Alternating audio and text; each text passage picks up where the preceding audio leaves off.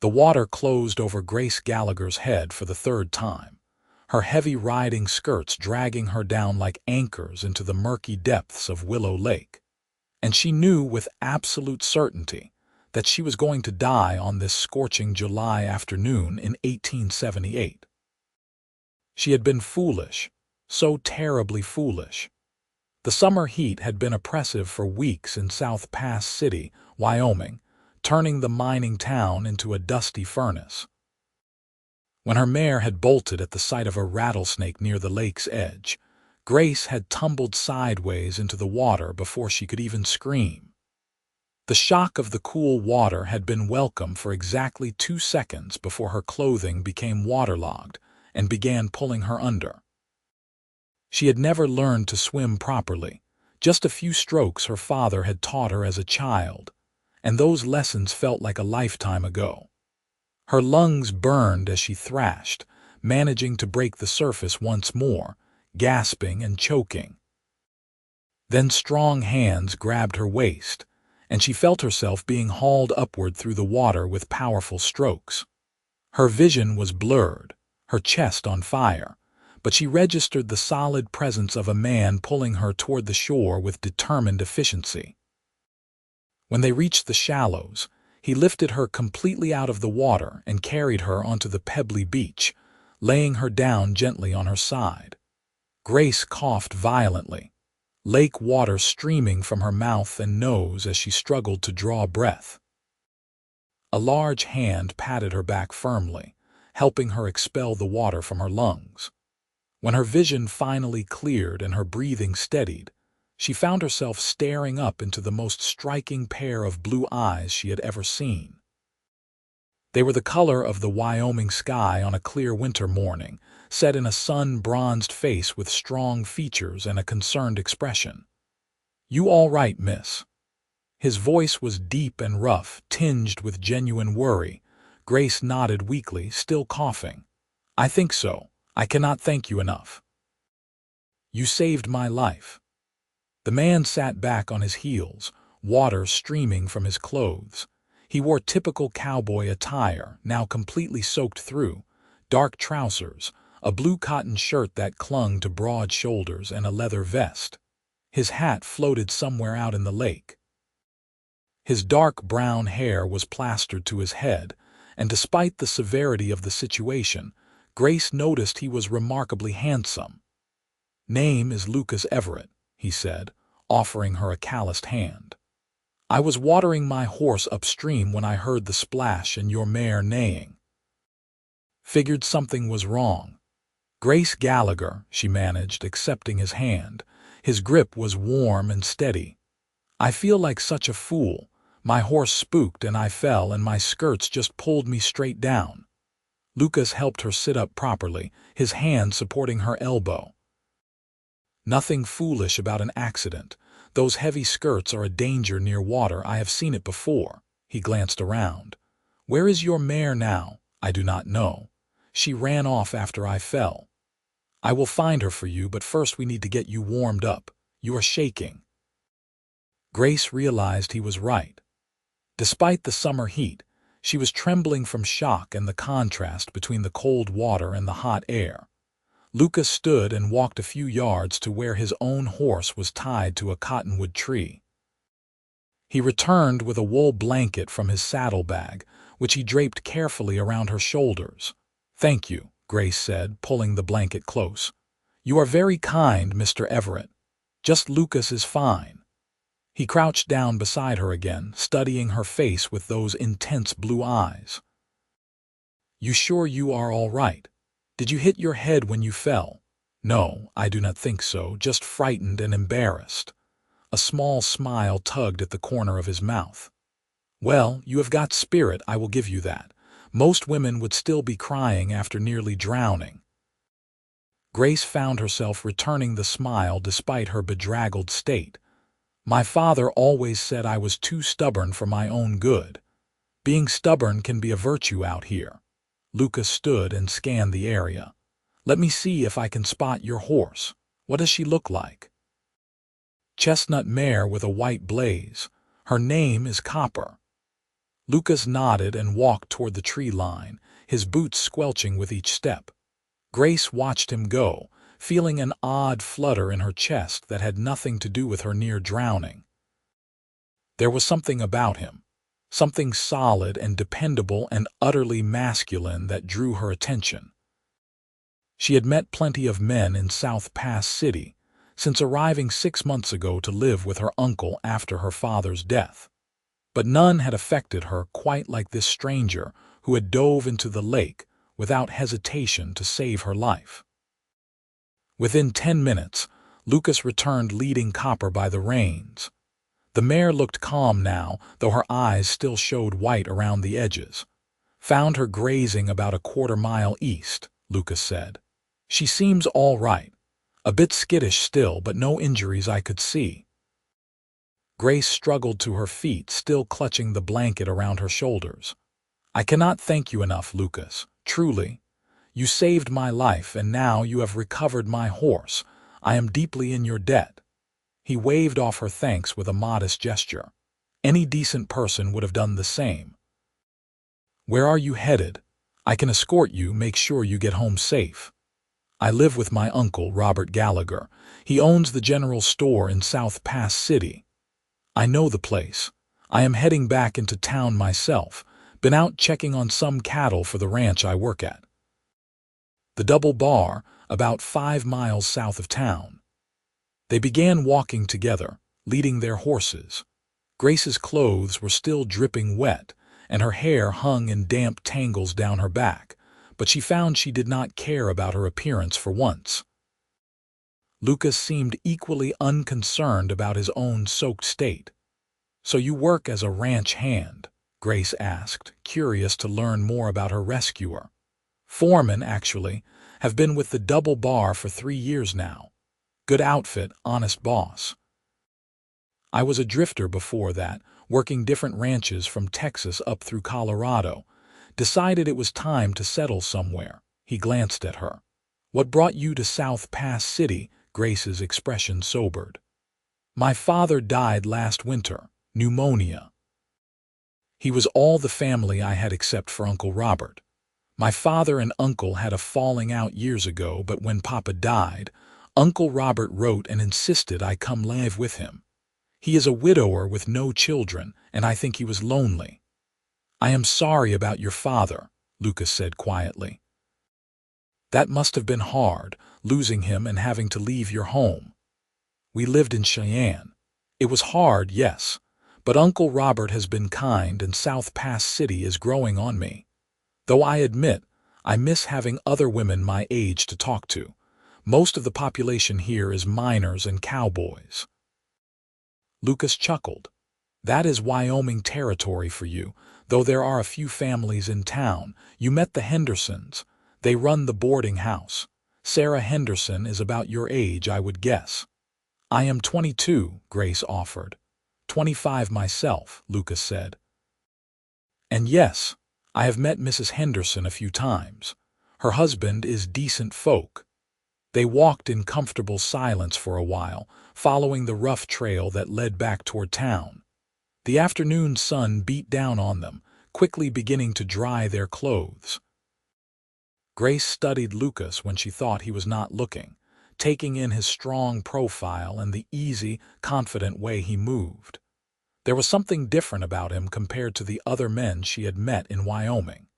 He seemed more thoughtful, less rough around the edges despite his obvious strength. "May I ask you something?" Grace said suddenly. "Of course. Why did you become a cowboy? It seems like a hard life." Lucas was quiet for a moment, considering. "It is hard, but it is honest. I grew up on a small farm in Missouri, and after my parents died when I was 18, I did not have the means to keep it running. Sold what little we had and headed west. The cowboy life suited me.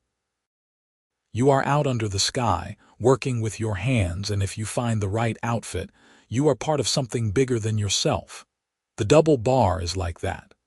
Mr. Douglas, the owner, he treats his men fair and expects good work in return.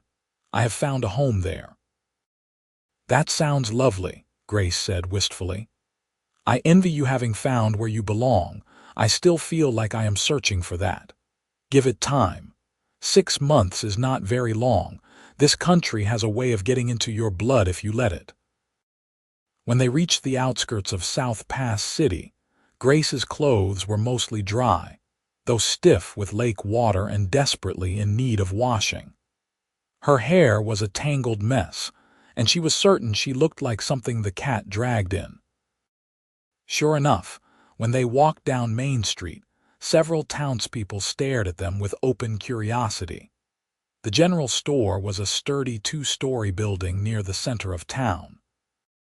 Lucas tied both horses to the hitching post out front and helped Grace dismount, his hands steadying her waist as she slid down from Copper's back. The brief contact sent a strange warmth through Grace that had nothing to do with the summer heat. Grace.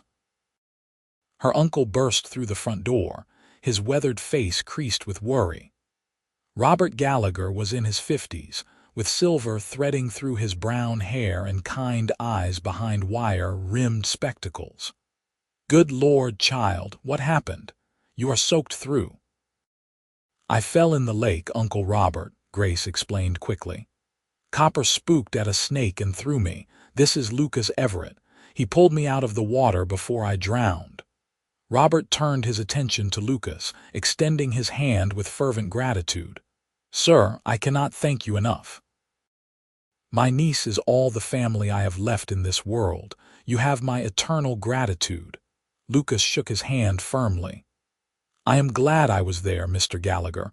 Grace is a brave woman. She held on until I could reach her. Nevertheless, you are a hero. Please come inside. Let me give you something, some money or supplies, anything to show my appreciation." "That is not necessary, sir. I was happy to help." "I insist. And you must come to dinner tomorrow evening. Both of you are soaked to the bone and need dry clothes, but tomorrow night, please join us. 6 o'clock. I will not take no for an answer."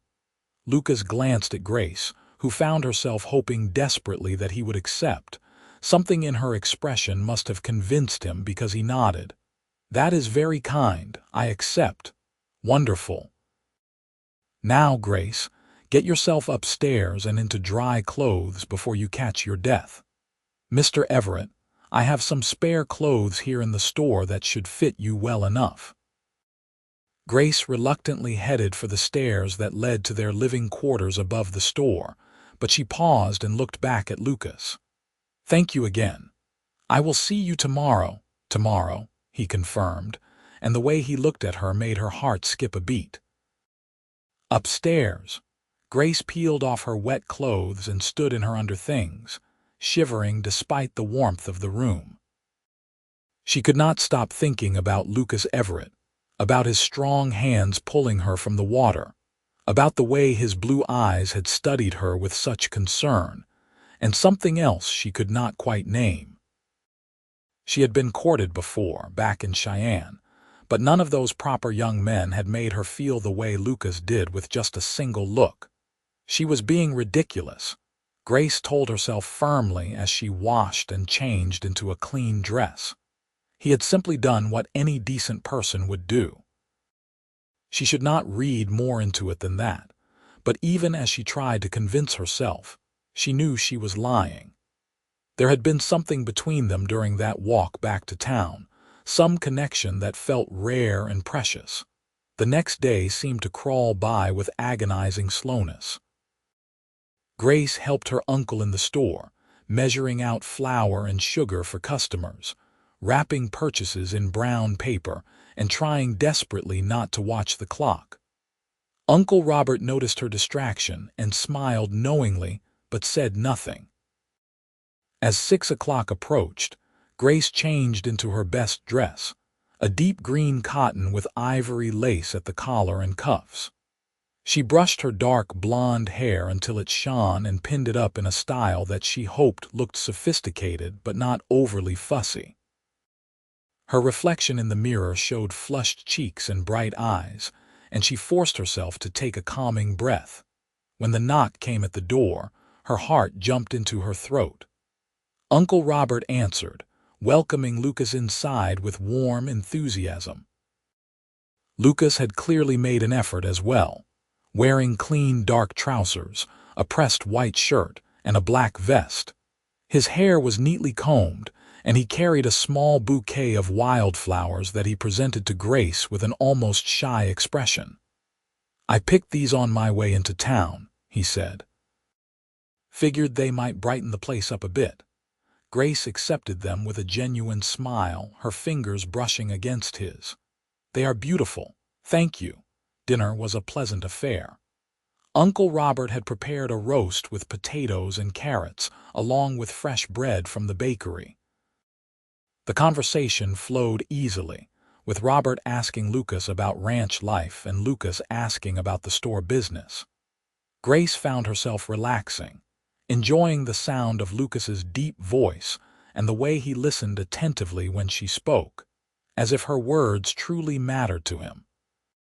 After dinner, Robert conveniently remembered he had some paperwork to attend to in the store below, leaving Grace and Lucas alone on the small balcony that overlooked Main Street.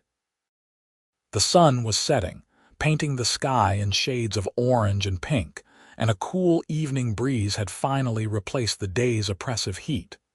"Your uncle is a good man," Lucas said, leaning against the railing beside Grace. "He is. I am grateful for him." Grace paused, then added, "I am grateful for you too. I have been thinking about what happened at the lake and I realize I could have died. You did not hesitate, you just jumped in." Lucas turned to face her, his expression serious. "I would do it again in a heartbeat, Grace. When I saw you go under, I did not think. I just acted. That says something about your character. Maybe, or maybe it just says that I could not bear the thought of someone like you drowning when I could do something to prevent it." He paused, seeming to choose his words carefully. "I know we have only just met, but I would like to get to know you better if you would allow it. May I call on you again?" Grace's heart soared. "I would like that very much." Over the following weeks, Lucas became a regular presence in Grace's life. He would ride into town after his work at the ranch was done, sometimes arriving dusty and tired but always with a smile for her. They would take walks together through the town and along the creek that ran behind the buildings. Sometimes they would sit on the bench outside the general store, talking until the stars came out. Lucas told her about his childhood in Missouri, about his parents' deaths, about the loneliness of drifting from place to place before finding his home at the Double Bar. Grace shared her own stories about growing up in Cheyenne, about her father's dry humor and his love of books, about how lost she had felt after his death. With each conversation, with each shared laugh and comfortable silence, Grace felt herself falling deeper. Lucas was unlike anyone she had ever known. He was strong and capable, yet gentle with her. He was intelligent despite his lack of formal education, with a natural wisdom gained from experience. He made her feel safe and valued and beautiful, even when she was wearing her plainest dress and had flour in her hair from helping in the store. One evening in early August, about a month after the lake incident, Lucas took Grace to a dance at the church social hall. The entire town seemed to be in attendance, and Grace wore her finest dress, a blue silk that had belonged to her mother.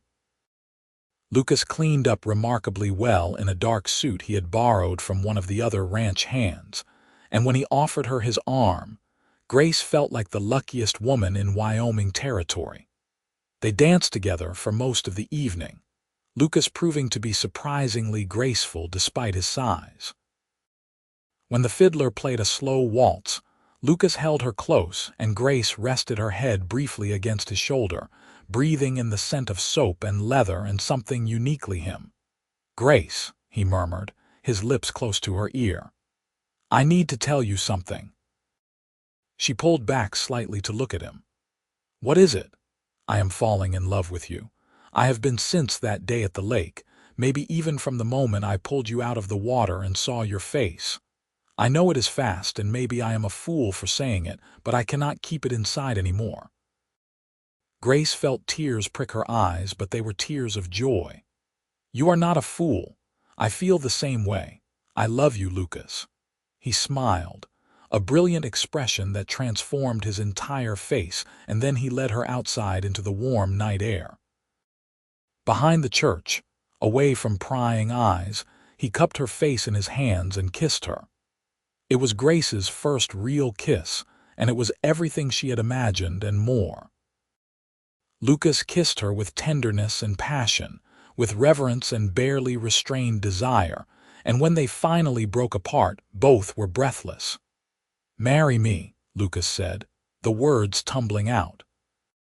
"I know I should wait, should court you properly for longer, but I cannot imagine my life without you in it. Marry me, Grace, be my wife." "Yes," Grace breathed without hesitation. "Yes, I will marry you." They stood together in the moonlight, holding each other close, and Grace thought about how strange life was. If Copper had not spooked, if she had not fallen into the lake, if Lucas had not been riding past at exactly that moment, none of this would be happening. She would still be living a half-life, going through the motions but not truly living. Lucas had not just saved her from drowning that day. He had saved her in every way that mattered. Uncle Robert was thrilled by their engagement announcement the next morning. He embraced Lucas warmly, welcoming him into the family, and immediately began making plans for the wedding. They decided on a ceremony in late September, giving them time to prepare, but not so long that the waiting would be unbearable. The months that followed were busy and happy. Grace sewed her wedding dress with help from Sarah Henderson, who had indeed become a good friend. The dress was simple but elegant, made of cream-colored satin with delicate embroidery at the bodice. Lucas worked extra hours at the ranch, saving money for their future. Mr. Douglas, the ranch owner, offered them a small house on the property where they could live after the wedding, a generous gesture that brought tears to Grace's eyes when Lucas told her. The wedding day dawned clear and beautiful, the September sky a brilliant blue without a cloud in sight. The ceremony was held in the small church, with most of the town in attendance. Grace walked down the aisle on her uncle's arm, her eyes fixed on Lucas standing at the altar in a new black suit. He looked impossibly handsome, and the expression on his face as he watched her approach was one of pure love and wonder. They exchanged vows in steady voices, Lucas's hand warm and solid around hers. When the preacher pronounced them man and wife, Lucas kissed her with gentle passion, and the congregation erupted in applause. Grace felt like her heart might burst from happiness. The reception was held in the church hall, with food and music and dancing. Grace and Lucas cut the cake together, his hand covering hers on the knife. They danced their first dance as husband and wife to the same waltz they had danced to the night Lucas proposed, and Grace felt like she was floating. As the sun began to set, they said their goodbyes and rode together to the Double Bar Ranch in a wagon Lucas had borrowed. Their little house was waiting for them, a two-room cabin that Mr. Douglas had ensured was cleaned and stocked with supplies. Lucas carried Grace over the threshold, both of them laughing, and set her down gently in the main room. "Welcome home, Mrs. Everett," he said softly. "It feels like home already," Grace replied, reaching up to touch his face. "Anywhere with you would feel like home." That night, they became husband and wife in every sense, and Grace discovered new depths to the love she felt for Lucas. He was gentle and patient, making sure she felt safe and cherished. Afterwards, they lay tangled together in their bed, talking quietly in the darkness about their dreams for the future. Life at the Double Bar fell into a comfortable rhythm. Grace quickly adapted to being a ranch wife, learning to cook hearty meals for the ranch hands when her turn came to help in the bunkhouse kitchen, tending a vegetable garden behind their cabin, and keeping their home clean and welcoming. Lucas worked long hours, especially during the busy seasons, but he always came home to her with a kiss and a smile. Uncle Robert visited often, delighted to see Grace so happy. He and Lucas had formed a genuine friendship, often playing chess together in the evenings while Grace sewed or read. The ranch became a true home, with friendships developing among the other ranch families and workers. Grace loved watching Lucas work. He was natural with the cattle and horses, calm and confident. The other ranch hands respected him, and Mr. Douglas trusted him completely. She would sometimes ride out to bring him lunch, and he would stop whatever he was doing to sit with her under a tree, eating and talking and stealing kisses when no one was watching. Winter came, bringing snow and cold, and Grace and Lucas spent long evenings curled up together by the fire. Lucas would read to her from the newspapers that came irregularly from Cheyenne, or they would simply talk about everything and nothing. On particularly cold nights, they would stay in bed late into the morning on Lucas's rare days off, wrapped in quilts and each other's warmth. In early spring of 1879, Grace realized she was pregnant. She told Lucas one evening after dinner, watching his face carefully for his reaction. For a moment, he simply stared at her, and then a grin spread across his face that was brighter than the sun. "A baby," he said, his voice full of wonder. "We are going to have a baby." "Yes," Grace confirmed, laughing as he swept her up in his arms and spun her around. "I am going to be a father," Lucas said, setting her down gently as if she might break. "Grace, you have just made me the happiest man alive." The pregnancy progressed smoothly. Lucas became almost comically protective, insisting Grace not lift anything heavy and worrying whenever she felt the slightest discomfort. Grace found his concern endearing, even when it bordered on excessive. She continued her daily routines as much as possible, refusing to be treated like an invalid. But she also loved the way Lucas would rest his hand on her growing belly at night, talking softly to their unborn child. Uncle Robert was overjoyed at the prospect of becoming a great uncle. He ordered a cradle from a furniture maker in Cheyenne and had it shipped to the ranch, a beautiful piece of craftsmanship made of polished oak. Sarah Henderson threw a small party for Grace, where the ranch women and town ladies brought gifts and advice. In November, as the first snow began to fall, Grace went into labor. Lucas rode frantically into town to fetch the midwife, an older woman named Martha who had delivered half the babies in South Pass City. The labor was long and difficult, lasting through the night and into the next day. Lucas refused to leave Grace's side, holding her hand and wiping her brow, whispering encouragement even when she was too exhausted to respond. Finally, as dawn broke on the second day, their son was born. He came into the world screaming lustily, his face red and angry, and Grace wept with relief and joy as Martha placed him in her arms. Lucas stared at his son with an expression of absolute awe, his own eyes wet with tears. "He is perfect," Lucas whispered, touching the baby's tiny hand with one finger. The infant grasped his father's finger reflexively, and Lucas laughed. "Look at that grip. He will be a ranch hand for sure." "Or a storekeeper," Grace said with tired amusement. "Or a teacher, or a lawyer, or anything he wants to be."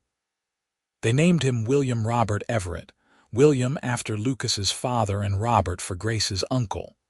Little Will, as they quickly began calling him, was a good baby for the most part, though he had powerful lungs when he was hungry or wet. Grace threw herself into motherhood with the same determination she brought to everything else, and Lucas proved to be a devoted father despite his long work hours. He would come home exhausted and still insist on holding his son, rocking him to sleep while singing soft songs his own mother had once sung to him. The years passed in a blur of happiness and hard work. Will grew into a sturdy toddler with his father's blue eyes and his mother's smile. In 1881, Grace gave birth to their daughter, Catherine, a delicate baby with a surprising amount of dark hair. 2 years after that came another son, James, who proved to be the most mischievous of the three.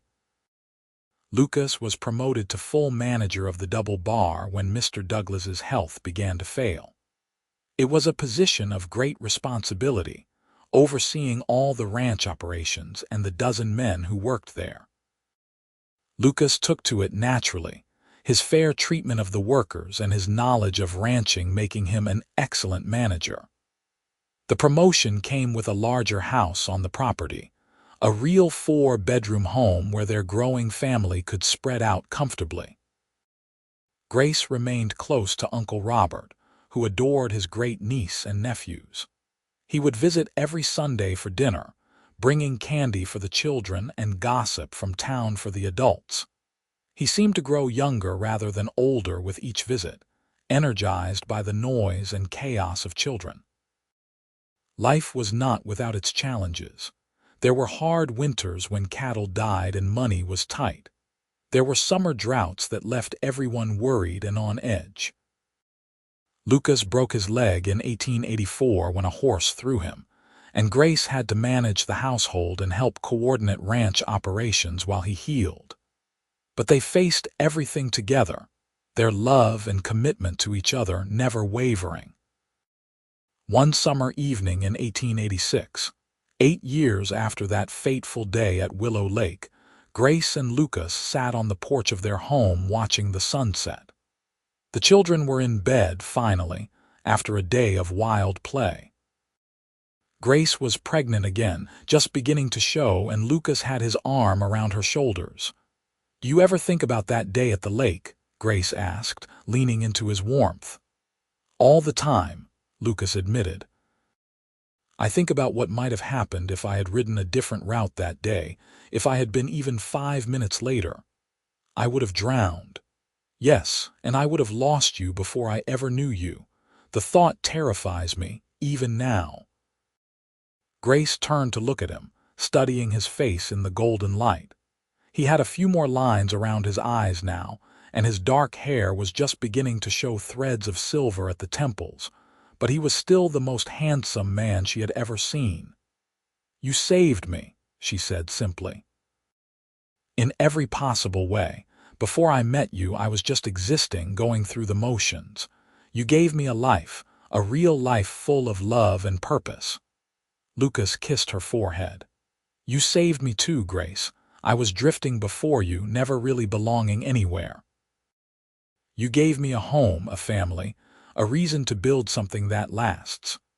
They sat in comfortable silence as the sky turned from gold to pink to purple. Somewhere in the distance, cattle lowed softly. A coyote called from the hills, its voice lonely and wild. The evening breeze carried the scent of sage and prairie grass. "I love our life," Grace said quietly. "Every difficult moment, every challenge, every joy. I would not change a single thing." "Not even the part where you nearly drowned," Grace laughed. "Well, maybe that part. But only the nearly drowning bit, not the being rescued by a handsome cowboy bit." "Handsome, am I?" Lucas teased, devastatingly so. "You were then, and you still are now." He kissed her properly then, a long, sweet kiss that still made her heart race after 8 years of marriage. When they finally pulled apart, both were smiling. The baby they were expecting turned out to be twins, a surprise that shocked everyone when Grace went into labor in early 1887 and the midwife discovered a second heartbeat. Lucas nearly fainted when Martha told him he had another daughter, then another son. The twins were named Sarah Grace and Thomas Lucas, and they completed the Everett family. Uncle Robert passed away peacefully in his sleep in 1890, and Grace mourned deeply for the man who had taken her in when she had nowhere else to go. He left the general store to Grace in his will, along with a considerable sum of money he had saved over the years.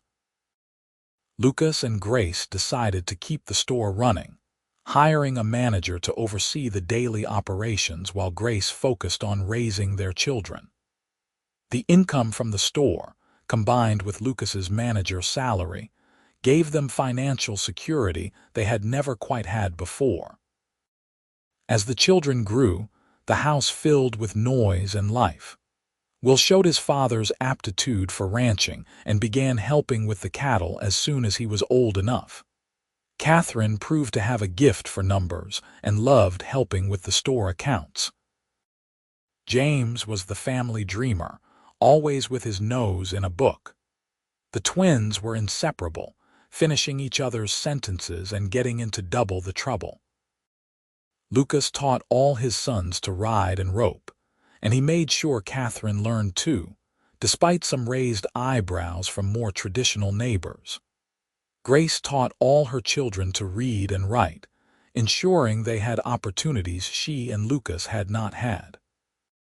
They were determined that their children would have choices in life, whether that meant staying on the ranch or pursuing other dreams.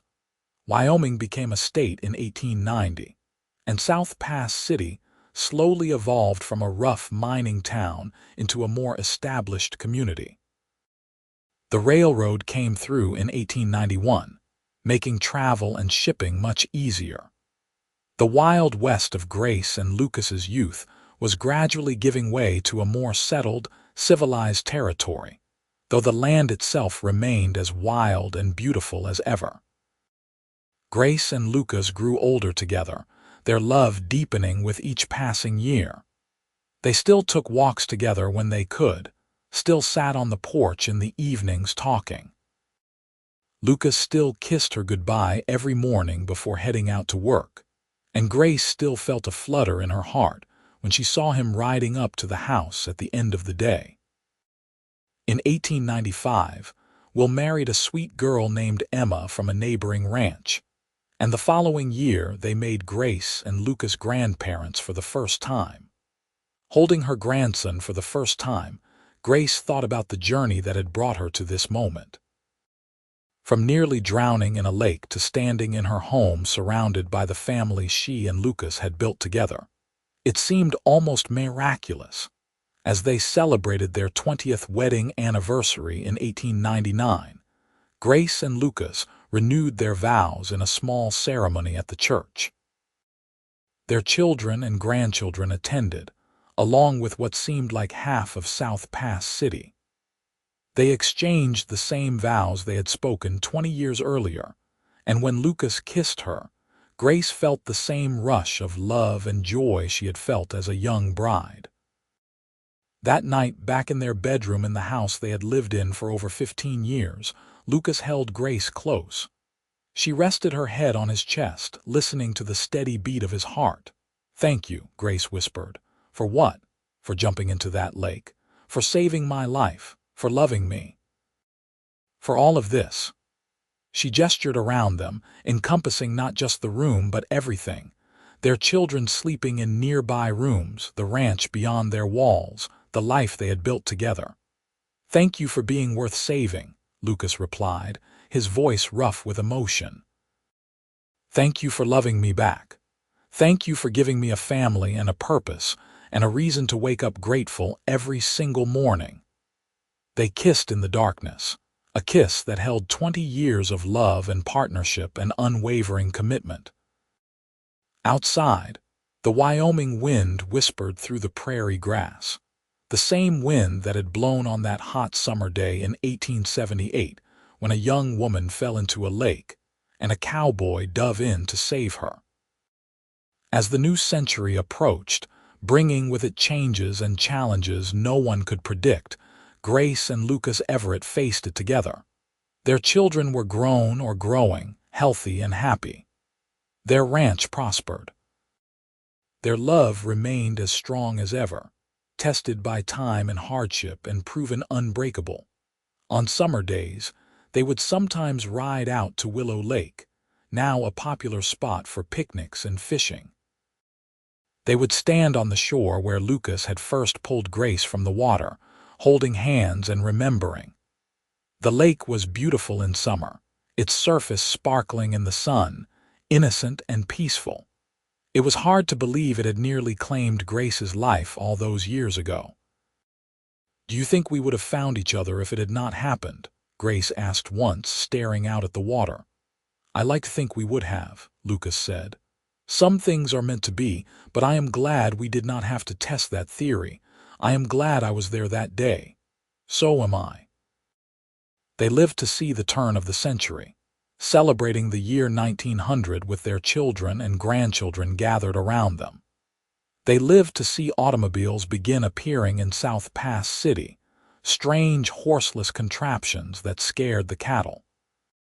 They lived to see Wyoming flourish as a state, its wild beauty gradually tamed but never truly conquered. Catherine became a teacher, opening a school for ranch children in the area. James moved to Cheyenne and became a lawyer, though he visited home often. The twins took over the general store together, running it with the same dedication Uncle Robert had shown. Will eventually became the owner of the Double Bar when Mr. Douglas's son decided to sell, making Lucas not just the manager but a partner in the operation. Grace and Lucas grew old together with grace and gratitude. Their hair turned silver, their faces lined with years of sun and laughter. Their hands, once young and strong, grew weathered and marked with age, but their love never diminished. If anything, it grew stronger, deeper, enriched by decades of shared experience. On their 40th wedding anniversary in 1919, their children threw them a grand party. The whole town attended, celebrating the couple who had become something of a legend in South Pass City. People told their story, how Lucas had saved Grace from drowning and how they had fallen in love. Young couples would look at them and hope their own marriages would last as long and be as happy. That night, after the party ended and their guests had departed, Grace and Lucas sat together on their porch one more time. They were in their 60s now, still healthy but feeling the weight of years. Lucas held Grace's hand, his thumb rubbing gentle circles on her skin. 40 years, Grace marveled. It seems like both a lifetime and no time at all. I would live it all again, Lucas said. Every moment, good and bad, as long as you were beside me. Always, Grace promised, in this life and whatever comes after. They sat watching the stars come out, the same stars that had shone on them as young lovers, as new parents, as grandparents, as pillars of their community. The same stars that had witnessed a cowboy diving into a lake to save a drowning woman, starting a love story that would span decades. When they finally went inside, Lucas took Grace's hand and led her to their bedroom. They moved slowly now, their bodies not as quick as they once were, but they moved together with the ease of long practice. Lucas helped Grace with the buttons on her dress that her arthritic fingers struggled with, and she helped him pull off his boots.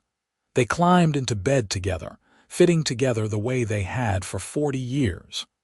"I love you," Lucas whispered in the darkness. "From that first moment in the lake until my last breath, I will love you." "And I love you," Grace replied. "My rescuer, my husband, my everything." They drifted off to sleep in each other's arms, two people who had found in each other everything they had never known they needed. Their story was simple in some ways. A man saved a woman, they fell in love, they built a life together. But in its simplicity lay profound beauty, the kind of love that transforms ordinary moments into something extraordinary. As the years continued to pass, Grace and Lucas remained devoted to each other. They watched their grandchildren grow and begin having children of their own. They saw South Pass City evolve and change, watched as the old ways gradually gave ground to the new. Through it all, they held fast to each other and to the values that had guided them. Honesty, hard work, family, and above all, love. When Lucas finally passed away in 1925 at the age of 72, peacefully in his sleep after a long and full life, Grace was beside him. She held his hand as his breathing slowed and stopped, whispering words of love even after he could no longer hear them. The grief was crushing, but it was tempered by gratitude for the 47 years they had shared as husband and wife. Grace lived another 3 years, surrounded by her children and grandchildren and great-grandchildren.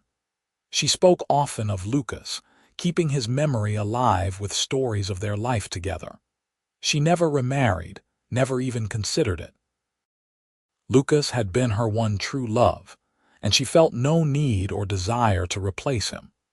When Grace passed away in 1928 at the age of 70, she was buried beside Lucas in the South Pass City Cemetery. Their matching headstones bore simple inscriptions with their names and dates, but the real monument to their love was not made of stone. It lived on in their descendants, in the ranch they had helped build, in the store they had kept running, in the community they had served. It lived on in the story that people still told, of the cowboy who dove into a lake to save a drowning woman and found his destiny. On summer days, when the sun beat down on Willow Lake and young people came to swim and picnic, some of the old-timers would tell the tale of Grace and Lucas Everett. They would point to the spot where Grace had nearly drowned, where Lucas had pulled her to safety, where a love story had begun that would span nearly 50 years and touch countless lives. And in the telling and retelling, the story became more than just history. It became a reminder that sometimes the worst moments can lead to the best things, that courage and kindness matter, that true love exists and endures. It became a part of the land itself, as much a feature of South Pass City as the mountains in the distance or the wind across the prairie. The house where Grace and Lucas had raised their family still stood, occupied now by Will's grandson and his family. The Double Bar Ranch continued to operate, passed down through generations of Everetts. The general store, though modernized, still bore the Gallagher name above the door. And in the church where Grace and Lucas had married, young couples still exchanged vows, perhaps hoping their own love would prove as lasting. Time moved on, as it always does. The Wild West became history, then legend. Wyoming Territory became Wyoming State, became simply Wyoming, a place of stunning beauty and hardy people. But some stories never fade, and the story of Grace and Lucas Everett was one of them.